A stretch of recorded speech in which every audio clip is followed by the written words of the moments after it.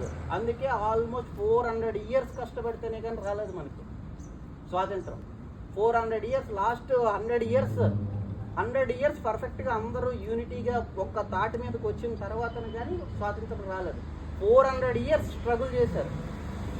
ఒక్కొక్క దగ్గర ఒక్కొక్కరు ఏంటి అతివాదులు మితవాదులు అనేసి ఉంటాయి, మీకు ఐడియా ఉందా? సో ఒక్కొక్క టెన్కి ఒక్కొక్కరు వచ్చేవారు, కానీ అందరూ యూనిటీగా ఉండేవారు కాదు. నేను చెప్పదలుచుకుంది కేఎన్బిసి ఫ్యామిలీలోనే ఏంటంటే అందరూ యూనిటీగా ఉండాలి. ఓకేనా? యూనిటీ.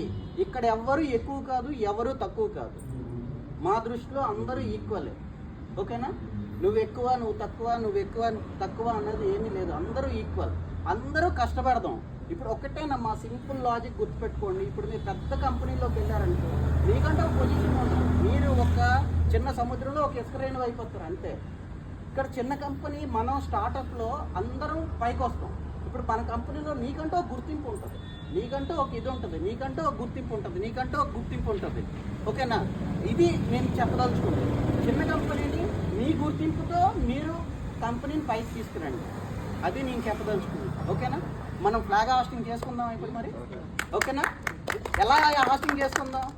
యూనిటీగా హాస్టింగ్ చేసుకుందాం. ఓకే, కమ్ అందరూ రండి.